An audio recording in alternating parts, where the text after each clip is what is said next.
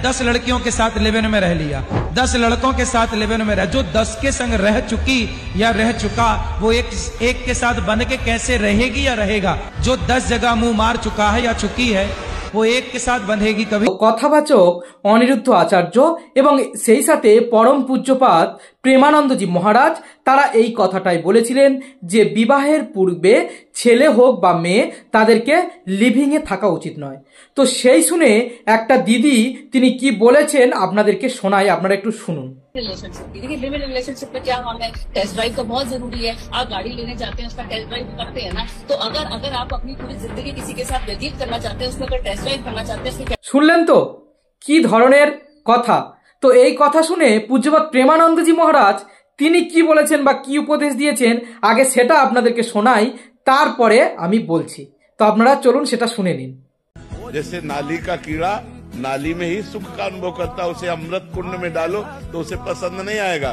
ऐसे जो गंदे आचरण कर रहे हैं ना उनको सही बात उपदेश करो तो वो बुरा लगेगा, उनको अच्छा नहीं लगेगा। तो শুনলেন তো, বুঝলেন তো যে পূজ্যপাদ প্রেমানন্দজি মহারাজ কি বলেছেন।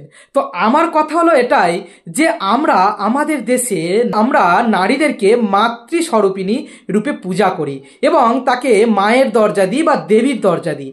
এই বোন এতটাই নিচে নেমে গেল সে নিজেকে গাড়ির সঙ্গে তুলনা করলো। গাড়ি মানে কি? পণ্য বা দ্রব্য। সেই পণ্য দ্রব্যের সঙ্গে নিজেদেরকে তুলনা করছেন।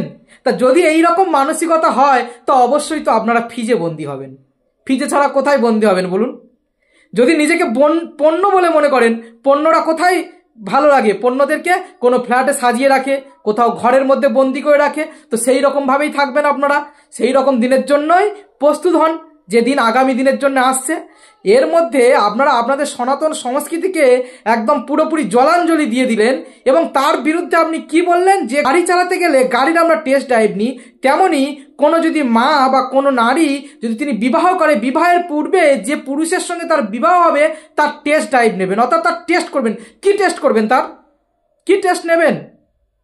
খুব খারাপ লাগছে আপনার প্রশ্নের এই উত্তরটা দিতে গিয়ে, কিন্তু তারপরেও সমাজের চক্ষু খুলে দেওয়ার জন্য এই প্রশ্নের উত্তর দেওয়াটা বাধ্যতামূলক বা দেওয়াটা উচিত বলে মনে করি।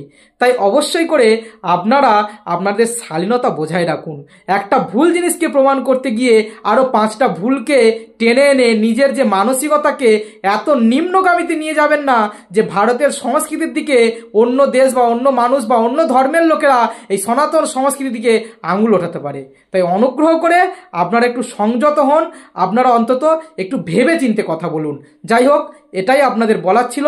জয় হিন্দ, জয় ভারত। সবাই ভালো থাকবেন। পরবর্তী ভিডিও নিয়ে আবার আপনাদের সঙ্গে দেখা হবে।